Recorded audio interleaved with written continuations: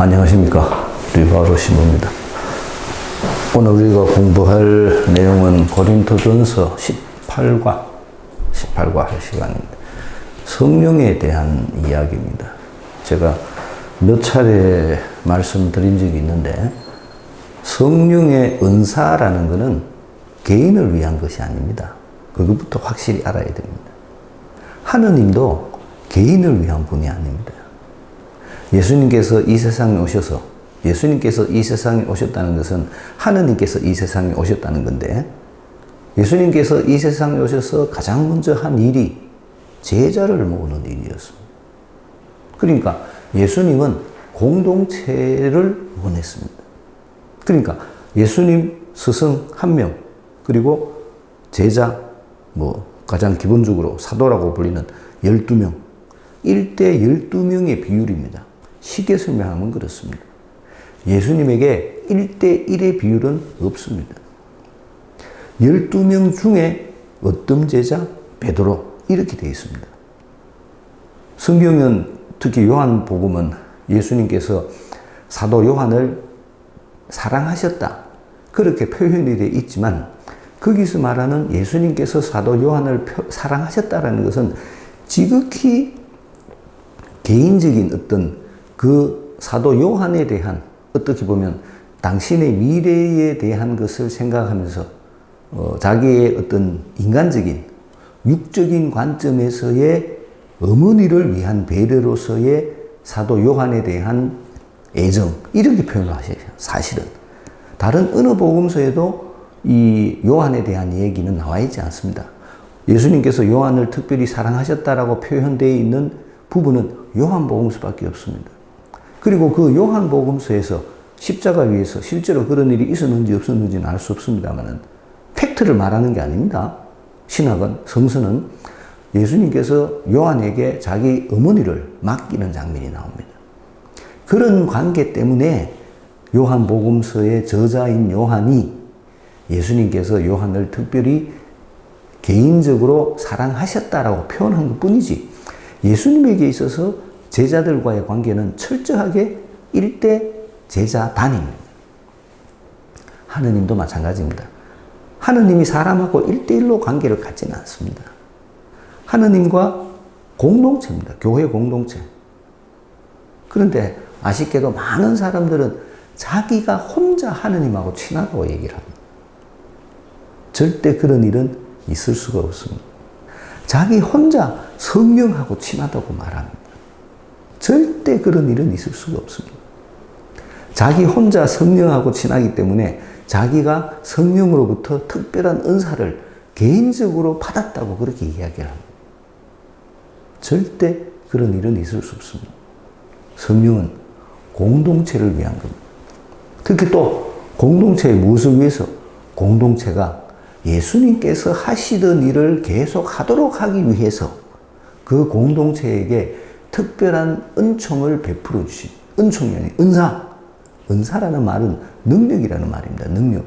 공동체가 예수님께서 하시던 일을 계속 할 수 있는 능력을 가질 수 있도록 그들 각자 그 공동체의 구성원들에게 예수님께서 가지셨던 능력을 나누어서 골고루 나누어 줬다는 것.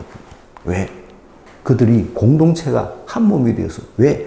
공동체가 그리스도의 몸이니까요. 그 공동체가 예수님께서 하셨던 일을 계속 할 수 있도록 하기 위해서 그런 역할을 감당할 수 있는 능력을 주셨다는 겁니다. 1대1의 관계가 아닙니다. 하느님하고 나하고는 1대1의 관계가 될 수가 없습니다. 하느님하고 내하고의 관계가 1대1이라고 생각하는 사람들은 사실은 뉴에이지 계열에 속하는 사람들입니다. 지극히 개인적인 믿음, 지극히 자기중심적인 믿음을 가진 사람이 하느님하고 자기하고의 관계를 1대1이라고 얘기합니다. 내가 하느님하고 친하다. 내가 하느님한테 기도하면 하느님 뭐든지 다 해주신다. 많이 듣던 얘기죠. 무당이 하는 소리입니다. 그리스도교 신앙은 그런 관계가 아닙니다. 그리스도교 신앙은 철저하게 공동체 중심입니다. 그 공동체가 파스카 신비를 경험하는 겁니다. 그런 관점에서 오늘 사도 바오로가 고린토인들에게 쓴 이 편지 부분, 특히 성령에 관한 이야기를 그런 관점에서 보셔야 합니다. 그렇지 않으면 오해하게 됩니다. 보십시오. 형제 여러분, 나는 여러분이 성령의 은사에 관해서도 알기를 바랍니다. 이 형제 여러분, 고린토 교회에 있는 형제들이죠. 그들에게 성령의 은사에 관해서도 알기를 바란다라고 사도 바오로가 자기 편지에 쓴 이유는 너희가 성령의 은사를 알아야만이 교회로서의 역할을 할 수가 있다는 겁니다. 교회로서의 역할이 뭡니까? 예수님께서 하셨던 일을 계속 해야 된다는 겁니다. 예수님께서 하셨던 일이 뭡니까? 복음 전파입니다. 복음 전파. 하느님 나라를 세상 끝까지 전하는 거, 이거를 너가 고린토 교회가 해야 된다. 그거를 하도록 하기 위해서 하느님께서 너희들에게 성령을 보내주셨고 그 성령의 은사가 너희들로 하여금 예수님의 일을 계속 할 수 있도록 도와줄 것이다. 그러니까 성령의 은사에 관해서 알기를 바란다라는 말은 너희가 예수님께서 하시던 일을 계속 해야 된다. 요 얘기를 하는 겁니다. 여러분이 이교인이었을 때도 말도 하지 못하는 우상들에게 이끌려 정신없이 휩쓸렸다는 것을 여러분은 알고 있습니다. 이교인일 때, 그리스도교에 들어오기 전일 때 말도 하지 못하는 우상들에게 이때 왜 얘기하겠어요? 말도 하지 못하는 우상이라는 말의 의미는 내중심의 믿음이라는 겁니다. 내중심의 믿음. 말 못하죠? 예를 들어서 우리가 옛날에 우리나라에 있던 성황당, 우리 요 성당 밑에 내려가면 요 보호수라고 있습니다. 200년쯤 된 나무 이렇게 새끼줄 이렇게 빨간 줄 쳐놨는데 내가 거기 가서 기도를 한다는 겁니다. 그 나무한테 우리 잘 되도록 해 주십시오. 우리 신랑 잘 되도록 해 주십시오. 나무가 대답을 합니까? 대답하지 않습니다. 내가 나무에 대고 기도하는 것은 오로지 무슨 얘기입니까? 내 하고 싶은 말만 하는 겁니다. 사람들은 지 하고 싶은 말만 하는 것을 믿음이라고 표현을 하는데 그렇지 않습니다. 믿음은 뭡니까? 하느님이 하시는 말씀을 듣는 겁니다. 그렇기 때문에 말도 하지 못하는 우상들에게라고 표현을 하는 겁니다. 하느님은 우리들에게 말씀하시는데 네가 옛날에 믿었던 이 우상들은 하느님이 아니라는 소리입니다. 그거를 이 다른 점을 잘 기억을 해야 됩니다. 하느님은 말씀하시는 분이십니다. 나는 하느님의 말씀을 듣는 사람입니다. 그래서 내가 여러분에게 일러둡니다. 하느님의 영에 힘입어 말하는 사람은 아무도 예수를 저주를 받아라 할 수 없고 누가 말한다? 하느님의 영이 말한다. 하느님의 영이. 하느님이 말씀하시는 겁니다. 나를 통해서. 하느님의 영이 또 성령에 힘입지 않고서는 아무도 예수님은 주님이시다 할 수 없습니다. 예수님이 주님이라고 고백하는 것도 네가 하는 게 아니고 누구가? 성령의 도움에 힘입어서 한다는 겁니다. 네가 하는 거는 아무것도 없습니다. 내가 하는 거는. 나는 그냥 내 몸을 빌려주는 겁니다. 나는 그냥 아바타일 뿐입니다. 그거를 잘 알아야 됩니다. 은사는 여러 가지지만 성령은 같은 성령이십니다. 은사라는 말은 성령께서 나에게 주시는 능력을 말합니다. 능력. 무엇을 위한 능력? 공동체를 위해서 봉사할 수 있는 능력. 또 더 크게 나아가서 공동체가 세상에 복음을 전할 수 있는 능력. 그 능력을 성령께서 너희들에게 주신다는 겁니다. 그러니까 그 능력조차도 어디서 온다? 하느님에게서 오는 겁니다. 내가 가지고 있는 능력이 아닙니다. 하느님이 나에게 그런 능력을 주셨고 나는 하느님께서 주신 그 능력을 하느님의 뜻에 맞게 사용한다는 겁니다. 중요한 차이점입니다. 우리는 보통 지가 자꾸 뭐를 한다고 얘기를 하는데 내가 할 수 있는 것은 하나도 없습니다. 전부 다 누가 하신다? 하느님께서 하시는 일입니다. 하느님께서 하시는 일인데 하느님의 일 중에 특히 예수님께서 하시던 일을 계속 할 수 있는 능력을 갖도록 도와주시는 분이 성령이시라는 겁니다. 거기 성령만이 특화된 부분입니다. 성령께서 그런 일을 하신다. 성령께서 나에게 오셔가지고 성령께서 내가 그런 일을 할 수 있도록 도와주신다. 나는 쉽게 말하면 예수님의 일을 하기 위해서 성령께 내 몸뚱이를 빌려준 것이다. 이렇게 설명할 수가 있습니다. 같은 성령이시다. 여러 가지지만 우리가 해야 될 역할이 많잖아요. 예수님께서 하셨던 일을 하기 위해서 우리 공동체를 위해서 봉사하는 일도 해야 되고 세상을 위해서 봉사하는 일도 해야 됩니다. 그렇기 때문에 그렇게 직책이 많다는 거죠. 그 많은 직책들을 우리들이 골고루 수행할 수 있도록 각각 각자에게 그런 은사를 주신다는 겁니다. 누가? 한 분이신 성령께서 은사를 주신다는 거죠. 그러니까 우리들이 받은 그 은사는 무엇 속에서 통일된다? 성령 속에서 일치를 이룬다는 겁니다. 성령께서 주신 능력이라는 거죠. 그러니까 그 은사는 성령의 뜻에 맞게 사용되어야 된다. 우리들이 우리 믿음 안에서 일치점을 찾을 수만 있으면 우리 믿음은 훨씬 더 다양해지고 풍요로워집니다. 그런데 안타깝게도 우리들 속에서 일치점을 찾을 수가 없습니다. 왜 그렇겠어요? 우리 믿음이 하느님 중심이 아니라 자기 중심이라서 그렇습니다. 자기 중심의 믿음이기 때문에 자기 생각이 강한 겁니다. 자기 생각이 강한 사람에게 엄밀히 말하면 하느님은 없습니다. 그러니까 지 얘기만 하는 겁니다. 지 얘기만. 성당에 와서도 지 얘기만 주장하는 겁니다. 예수님이 뭐라고 하셨나? 여기에는 관심이 없습니다. 지가 하고 싶은 짓만 하고 지가 하고 싶은 말만 하고 지 목소리만 내고 어떻게 일치를 이룰 수가 있겠습니까? 우리들 속에 공통분모를 어떻게 찾을 수가 있겠습니까? 근본적인 것은 우리들의 믿음이 자기중심적이라는 겁니다. 직분은 여러 가지지만 같은 직분이 여러 가지일 수밖에 없는 것이 그 직분을 통해서 공동체를 위해서 봉사해야 되기 때문에 그렇습니다. 주님은 같은 주님이십니다. 활동은 여러 가지지만 다른 게 많죠? 직분도 다르고 활동도 다릅니다. 모든 사람 안에서 모든 활동을 일으키시는 분은 같은 하느님이십니다. 하느님 안에서 하는 겁니다. 하느님께서 각 사람에게 공동선을 위하여 성령을 드러내 보여주십니다. 목표가 뭡니까? 공동선입니다. 공동선이 우리들의 활동의 근본 근거라는 겁니다.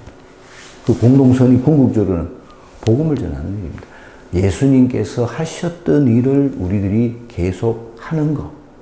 거기 공동선이고 그 일을 할 수 있도록 성령께서 우리를 도와주신다는 겁니다. 그리하여 어떤 이에게는 성령을 통하여 지혜의 말씀이, 어떤 이에게는 같은 성령에 따라 지식의 말씀이 주어집니다. 지혜의 말씀과 지식의 말씀 차이점이 뭐예요? 지혜의 말씀이라는 것은 내가 내적으로 성장할 수 있도록 해주는 이 지혜의 말씀입니다. 신비를 깨달을 수 있는 능력, 내가 파스카 신비를 깨닫도록 해주는 것이 지혜의 말씀입니다. 지식의 말씀은 뭐겠습니까? 요거는 예수님을 아는 것, 예수님을 아는 우리 주 예수 그리스도를 아는 지식의 놀라운, 그렇게 사도 바오로가 필리피에서 설명하죠. 그 지식, 사도 바오로가 말하는 지식은 전부 다 예수님에 대해서 아는 것을 말하는 겁니다. 어떤 이에게는 같은 성령 안에서 믿음도 성령이 주시는 겁니다. 어떤 이에게는 그 한 성령 안에서 병을 고치는 은사가 주어집니다. 옛날에는 이런 것이 있었던 모양입니다. 요즘은 사실은 병원에 가야 되죠. 그런 걸 또 못하도록 되어 있습니다. 어떤 이에게는 기적을 일으키는 은사가, 이 기적이라는 말은 표징을 말해줍니다. 어떤 이에게는 예언을 하는 은사가, 이 예언이라는 말도 미래를 점치는 점재의 얘기가 아니고 하나님의 뜻을 전달하는 그런 겁니다. 어떤 이에게는 영들을 식별하는 은사가, 그의 행동이 진짜로 성령의 은혜에 의해서 이루어진 것인지 아닌지를 구별하는 건다 그러죠. 어떤 이에게는 여러 가지 신령한 언어를 말하는 은사가, 신령한 언어라는 것도 구체적으로 말하면 이거를 옛날에 그 성령 기도회 하시던 분들은 라라라라 이렇게 하면서 이런 것들을 신령한 언어라고 말하는데 그런 개념이 아닙니다. 신령한 언어라는 말은 근데 사도 바오로가 다음 부분에 가면 이 신령한 은사가 얼마나 잘못된 것인지에 대해서도 또 얘기를 해줍니다. 어떤 이에게는 신령한 언어를 해석하는 은사가 주어집니다. 이걸 해석도 해줘야 됩니다. 이 모든 것을 한 분이신 같은 성령께서 일으키십니다. 그분께서는 당신이 원하시는 대로 각자에게 그것들을 따로따로 나누어 주십니다. 중심이 누구다? 성령이시다는 겁니다. 그러니까 우리는 당연히 성령으로부터 받은 은사를 성령의 뜻에 맞게 사용해야 된다. 요거를 강조하는 겁니다. 성령의 뜻은 무엇입니까? 복음을 전하는 일입니다. 네 개인을 위해서 사용해서는 안 된다는 겁니다. 네 개인의 이익을 위해서 사용해서는 안 된다는 거죠. 너만을 위해서 사용해서는 안 된다는 겁니다. 무엇을 위해서? 공동체를 위해서 사용해야 된다는 겁니다. 공동체를 위해서, 그리고 공동체의 목적을 위해서 은사가 사용이 되어야 된다. 그래야만이 그 은사가 성령의 뜻에 맞게 올바로 사용된 은사가 될 수 있다. 그 얘기를 하는 겁니다. 몸은 하나이지만 많은 지체를 가지고 있고 몸의 지체는 많지만 모두 한 몸인 것처럼 몸과 지체를 항상 사도 바로가 강조를 하죠. 머리이신 그리스도가 머리입니다. 내 몸이 마찬가지죠. 머리가 명령을 합니다. 내 몸이 움직이잖아요. 내 몸 전체가 교회라는 겁니다. 손가락, 발가락, 또 심장, 소화기관, 배설기관, 이런 모든 것들이 갖추어져서 몸이 된다는 거죠. 내 근육, 골절, 뼈, 이런 것들이 다 있어야 됩니다. 이 모든 것들이 갖추어져서 이 모든 것이 머리의 명령에 따라서 움직이는 겁니다. 교회도 마찬가지라는 겁니다. 교회도 궁극적으로는 그리스도의 명령에 의해서 움직여야 된다는 겁니다. 내가 손가락이 지 마음대로 움직여서는 안 된다는 거죠. 손목이 지 마음대로 손모가지 지 마음대로 움직이면 어떻게 됩니까? 손목이 잘라버려야 돼요. 이런 식의 개념입니다. 교회도 똑같다는 겁니다. 어느 공동체든 그 공동체는 예수님께서 만들어주신 그 목적에 따라서 사용되어야 됩니다. 그 목적에서 벗어나면 그 몸은 아무 쓸모가 없다는 겁니다. 몸입니다. 몸은 머리가 시키는 대로 합니다. 머리. 이거를 잘 알아야 됩니다. 그래서 머리이신 그리스도께서 시키는 것을 몸은 실행할 따름입니다. 몸 자체가 중요한 것은 아니다는 겁니다. 그런데 그런 능력을 할 수 있도록 그 능력을 주시는 분이 성령이시다는 겁니다. 우리는 유다인이든 그리스인이든 종이든 자유인이든 모두 한 성령 안에서 세례를 받아 한 몸이 되었습니다. 또 모두 한 성령을 받아 마셨습니다. 한 성령 안에서 세례를 받아 한 몸, 그리스도의 지체가 됐다는 거죠. 한 성령을 받아 마셨습니다. 내가 성령에 의해서 움직여진다는 겁니다. 그러니까 이 몸인 교회가 해야 될 제일 중요한 일은 뭡니까? 성령의 뜻에 따라 각자에게 주어진 은사를 발휘해서 이 몸이 예수님의 일을 계속해 나가는 겁니다. 그게 우리 몸이 해야 될 가장 중요한 일이다. 이걸 얘기하는 거예요. 다시 말씀드리지만 하느님, 예수님, 성령, 그 세 분이신 하느님은 내 개인을 위해서 사용할 수 있는 대상이 아닙니다. 내가 세 분이신 하느님을 위해서 사용되어야 됩니다. 이거를 잘 알아야 됩니다. 이거를 알지 못하면 내 믿음은 무속밖에 안 됩니다. 그리스도교 신앙의 중심은 하느님입니다. 내가 아닙니다. 이거를 잘 알아야 됩니다. 문제풀이 해보겠습니다. 성령의 은사, 성령의 힘, 은사는 여러 가지지만 성령은 같은 성령, 직분은 여러 가지, 주님은 같은 주님, 활동은 여러 가지, 같은 하느님, 공동선을 위해 성령을 드러내신다. 지혜의 말씀, 지식의 말씀, 믿음, 병을 고치는 은사, 기적, 예언, 식별의 은사, 신령한 언어, 타자가 잘못됐네요. 해석하는 은사, 당신이 원하시는 대로 나누어 주신다. 한 몸, 많은 지체, 우리는 세례를 통해 한 몸이 되었다. 1번 사도는 이번 가르침의 주제를 알려줍니다. 무엇입니까? 뭐라고 했습니까? 성령의 은사에 대해서 얘기해 준다고 그랬습니다. 여러분이 성령의 은사에 관해서도 알기를 바랍니다. 성령의 은사가 이번 가르침의 주제라는 겁니다.